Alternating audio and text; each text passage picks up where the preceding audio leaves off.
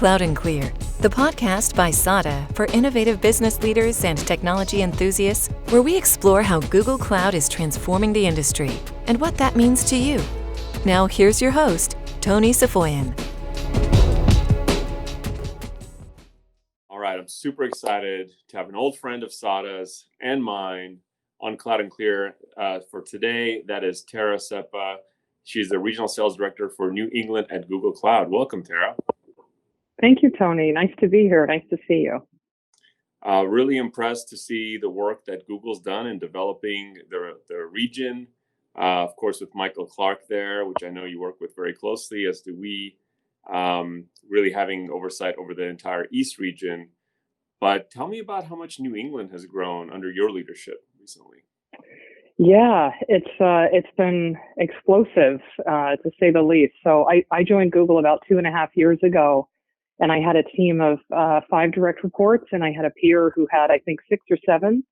And we're now just in the enterprise space. I have 7 managers and about 60 individual contributors in that crew. So 60. And that's just sellers. So we've got, we're matched on the customer engineering side. We've got partner resources, professional services, and then we have our corporate team, which we refer to as the digital natives, that's led by Jim Fairweather.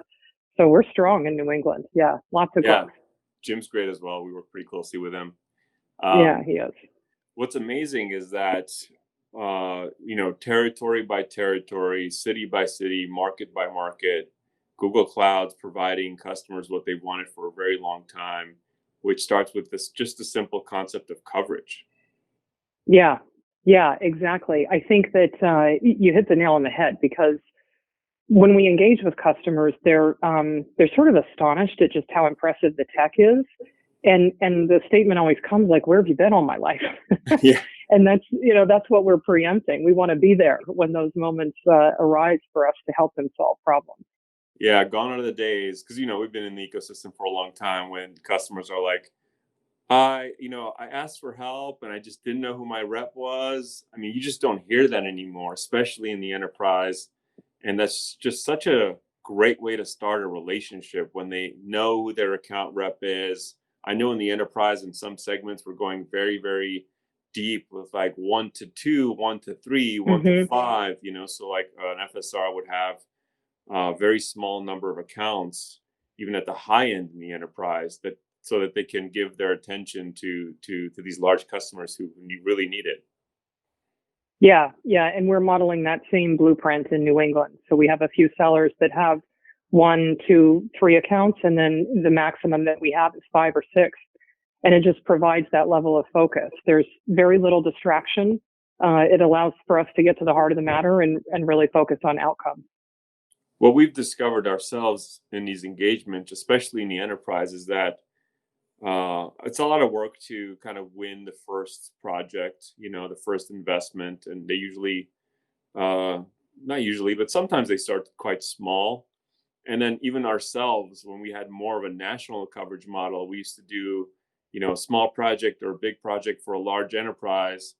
And then we would some degree disengage or leave or move on.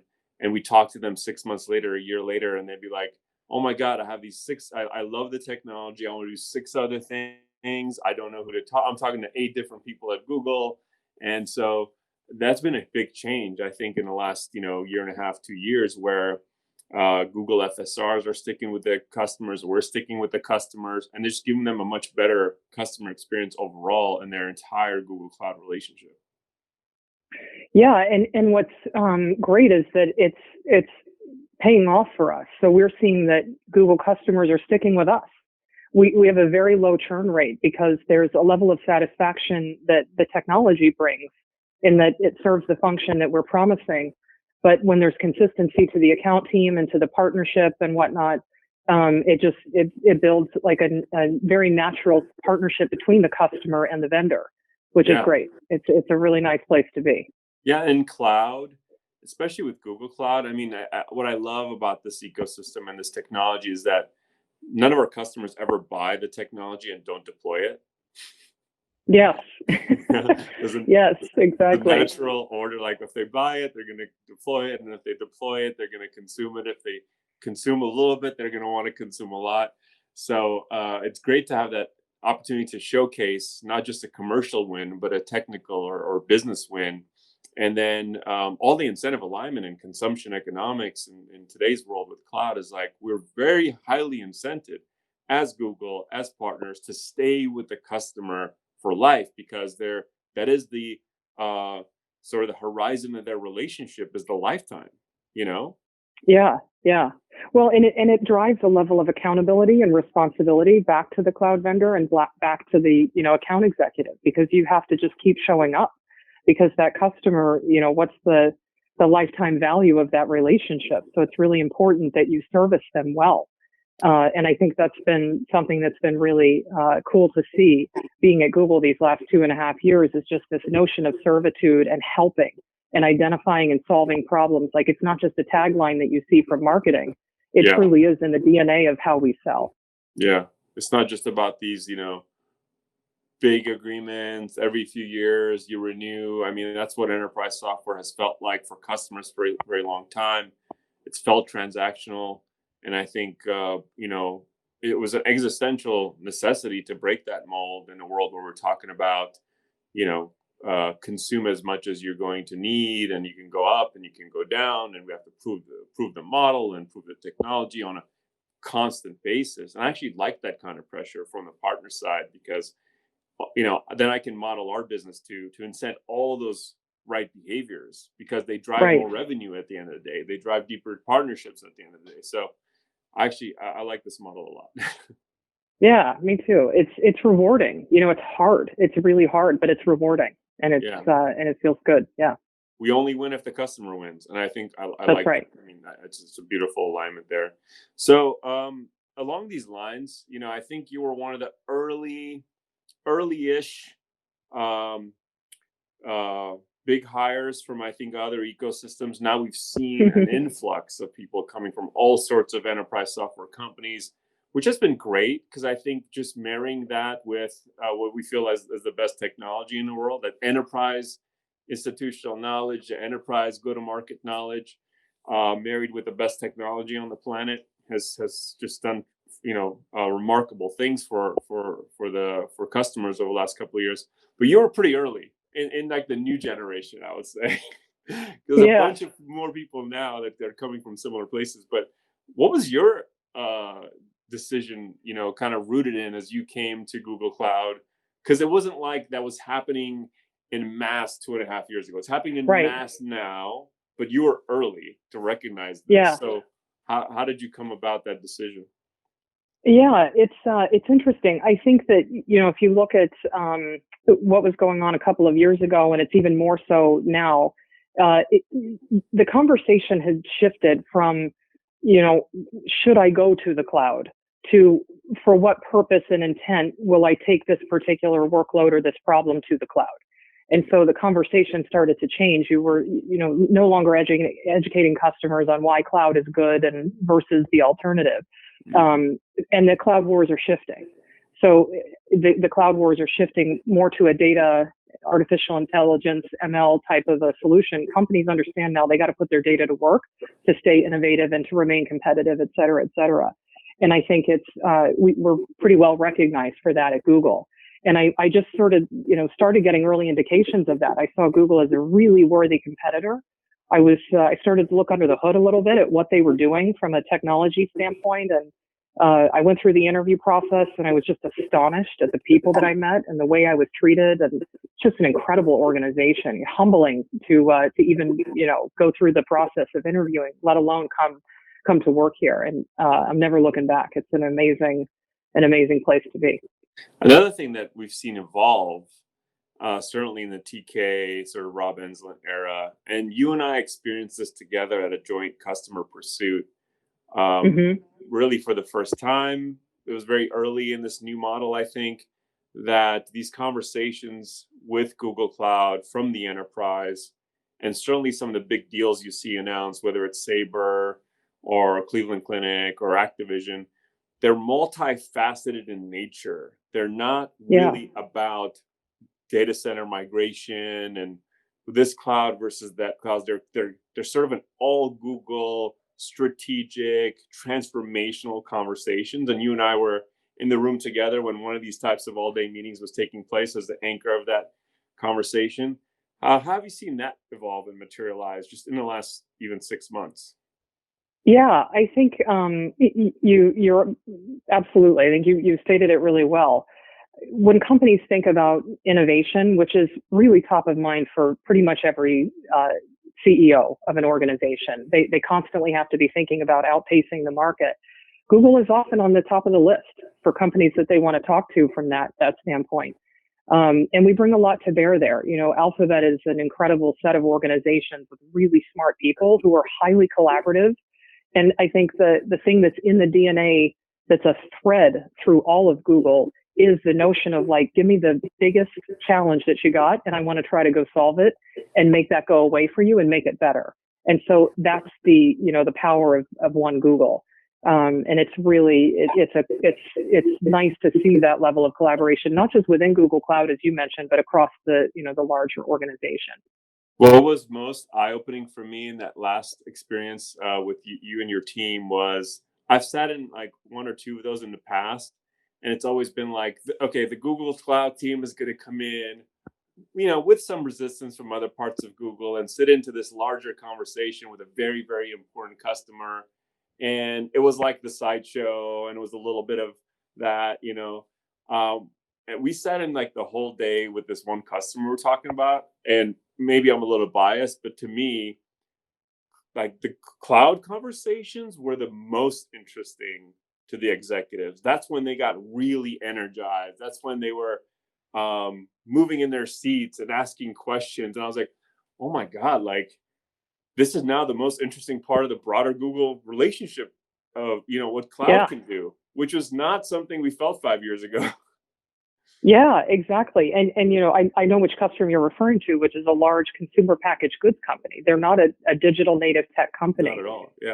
And the CEO is while he's a charismatic, impressive, leader, he's certainly not a technically minded leader. And I agree with you. He was really engaged in that conversation because I think that what he wasn't expecting from that is that we were so focused on the outcomes, how we could improve products, how we could align to the things that he spoke about. He talked about environmental sustainability and all the things that keep him up at night when he opened the day. And there are so many things that technology are just a means to an end. And we were tying back to that end that he opened with. And cloud is the enabler to do that. And it's interesting that you had that same observation. He really was, I think, most engaged during that session. We hadn't even debriefed on it prior to this podcast, so I'm glad that we were left with the same impression. Look, one of the things that we can't talk about anything unless we talk about what a challenging year 2020 has been in all sorts of ways. And the first thing, starting from about 3 months ago, was this global pandemic, married with sort of an economic crisis. And it's been a very challenging time to, from which to lead, I think, as people look at you as someone who needs to lead the territory and the strategy, and me as a sort of CEO of SADA, but also our customers, like in the executive seats of our customers, where they're, tens of thousands of employees are looking at them for leadership. And I think a lot of ways, a crisis is the best test of culture. Mm-hmm.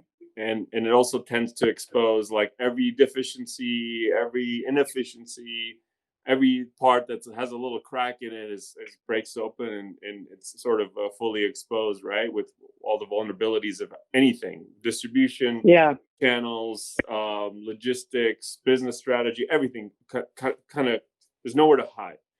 Right.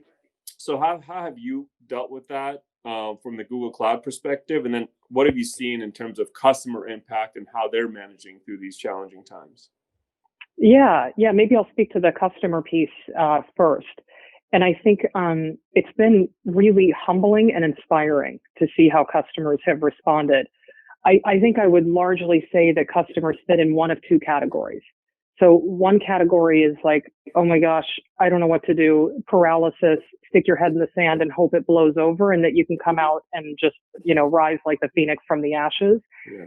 And then the other is whoa, this has exposed things. Never again. Let's move quickly. Let's just embrace what it is. Let's, show our resiliency and respond and use this as an opportunity to show these employees that work here why they work here and the things that we can do to respond and be great to the customers who are counting on us. I happened to sit in on a CIO forum, a digital breakfast on Friday. And I was in a breakout room with the CIO of a really large healthcare system in Boston. And he talked about the fact that they went from pre-coronavirus, about 750 tele-ER visits a week, to now 65,000 patients they're servicing, which is just incredible. And he talked about the tech that has helped him to enable that, and just how much this has transformed their organization, and that the company's really come along. The IT staff it's been hard work for them, and they've had to, long nights and whatnot, but that's nothing compared to what the patients are facing. So it's all in the interest of better patient outcomes.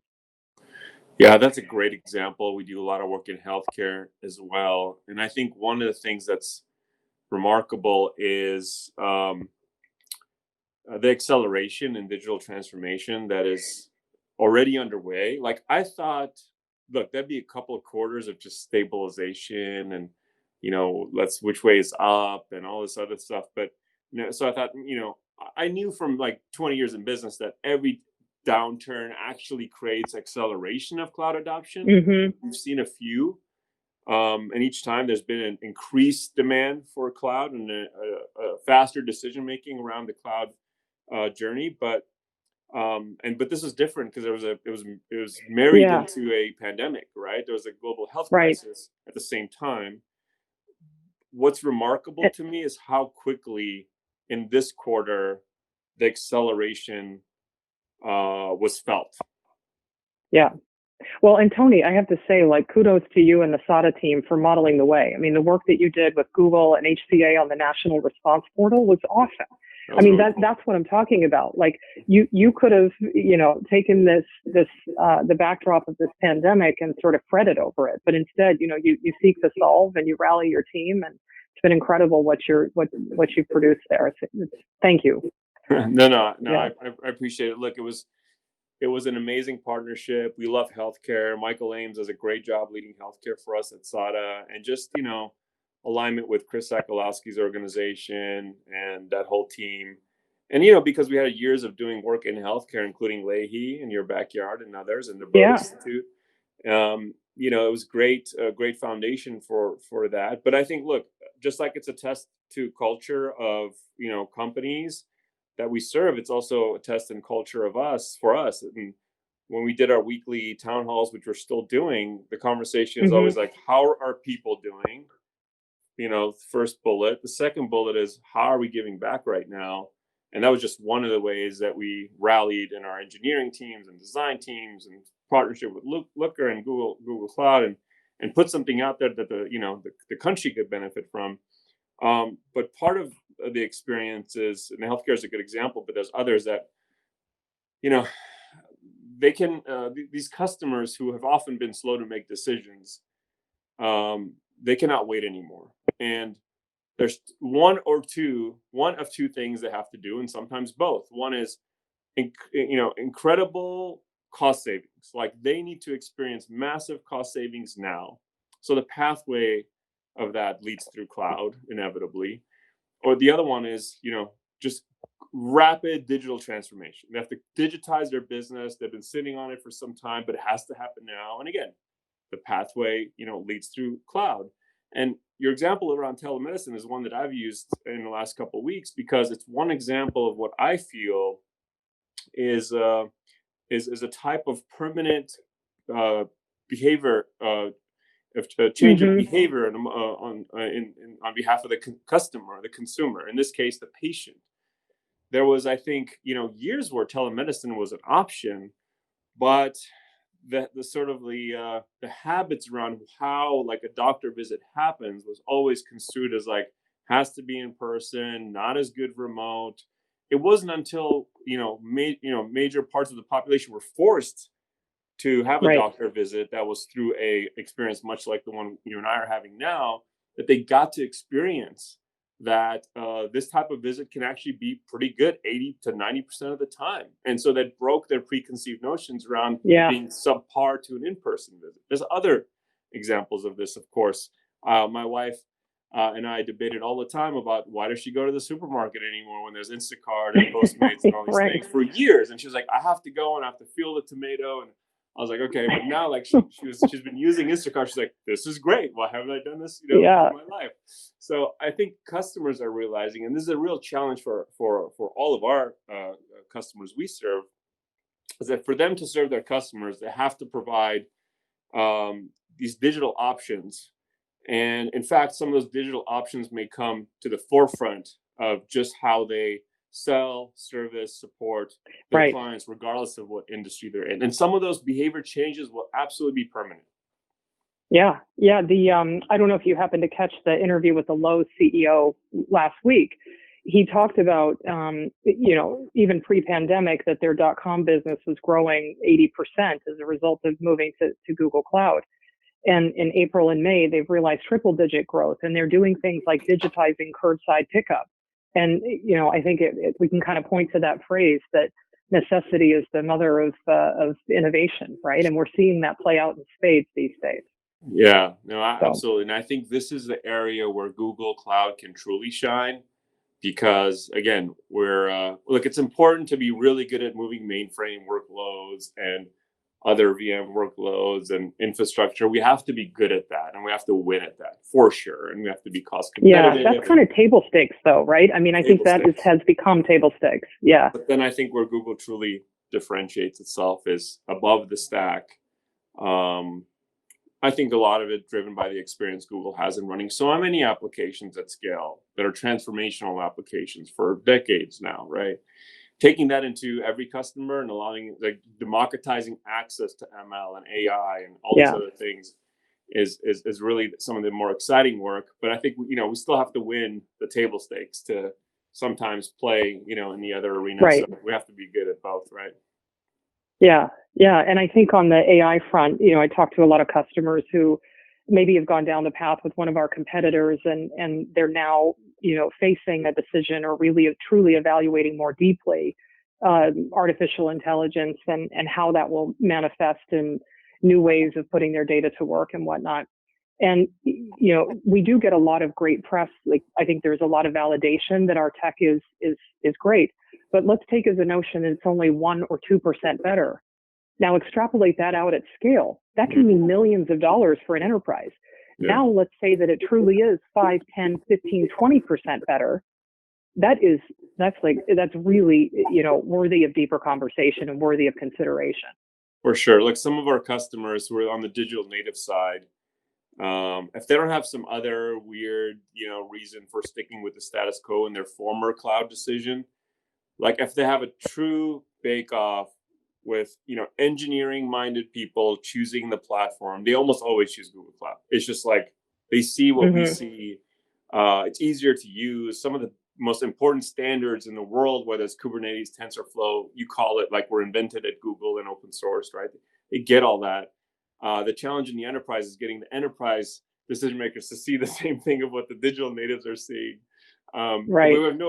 We love actually taking some of those corp examples and then taking them to the enterprise and, like, look what they did. Yeah, exactly. I mean, because those are the organizations that are seeking to disrupt the enterprise.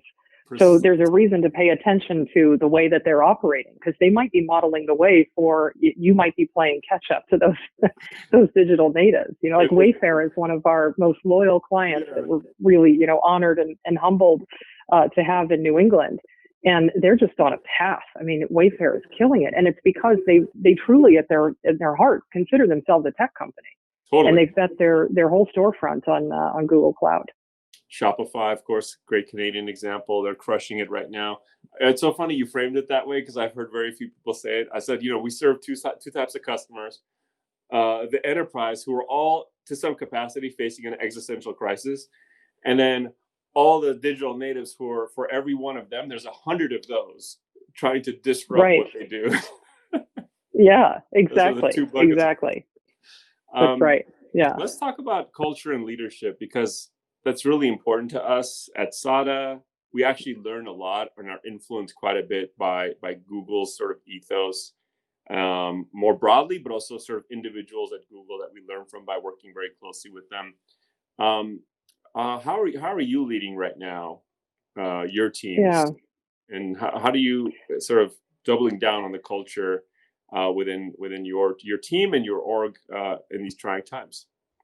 Yeah, it's a really, I'm glad you brought this topic up. It's one that's important, and I think on the top of everybody's mind. And in New England, we've hired 30 people in the last 3 months so people that I've never met before, but are part of my organization. And I think what we're finding is that there's real, cohesion through isolation.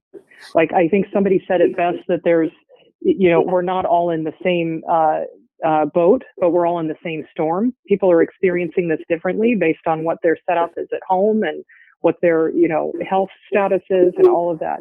So I think it's important to just kind of get back to basics and humanize the organization for every individual. Check in with people, check in with each other, check in with your team. I think this is a real test of adaptability, of resilience, and you see just a level of vulnerability that maybe was not exposed before, this type of a setup. And for us, I think it's actually brought our team a little closer. I feel like we have this just sort of unspoken tightness amongst my leadership team because we're all facing this together. I actually agree with you. Yeah. It's been very surprising to me as, look, we worked in a distributed fashion, now multiple offices, of course, several people that don't work in any of the 9 cities that we have offices, but work elsewhere. And it's been part of what we've had to evolve into the last 5 years because our customers were all over the place and talent was wherever the talent was. So that's where we hired them. But and I still think there's merit to being able to get together in person and sort of, it's a very human thing, right? But Sure. But what's been surprising is the level of, I think, cohesion, the level of vulnerability, and it's a very personal thing. Like inviting someone to your house every day for your video calls. Yeah. We used to be like, oh my God, make sure everything's tidy, the kids and the dog. And now we're like, you know what? This is my life. Like I live like this. That's right. Yeah. We live like that.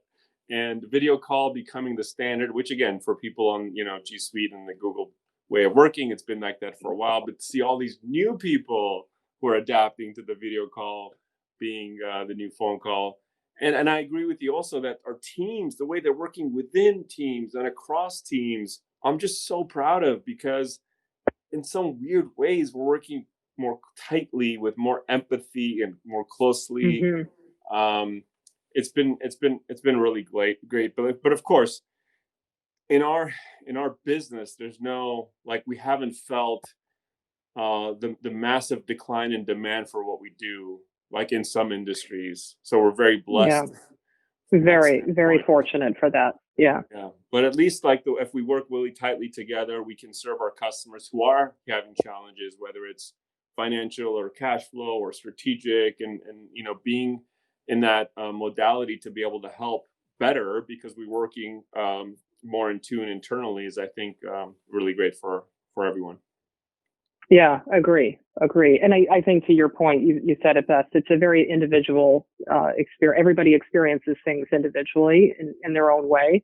And I think recognizing that and giving people the space and making it okay to just, you got to take care of yourself and your family first.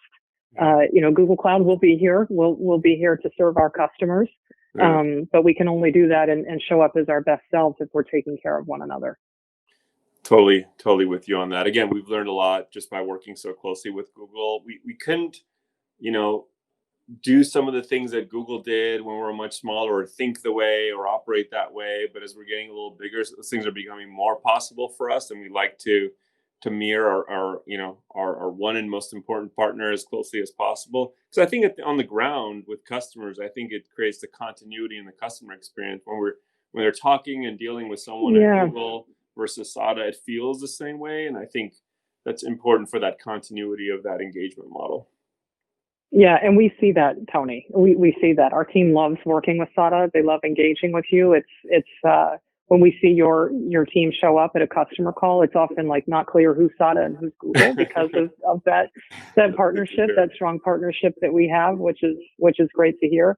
And I think that, that culture, that sort of care that you show for the employee, it also manifests in a great customer experience because they're not coming up with they're not coming to the table with a bunch of stress over them.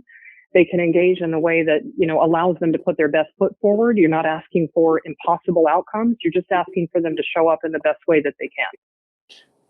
We learned that a while back that it's impossible to deliver an exceptional customer experience if you don't have a great people experience within the company. Right. You just can't. We're in the services business. Like, how can you show up if, you're not, you feel stressed over hygiene factors at work or something with your manager or whatever right. It may be, right? So taking care of our people is important.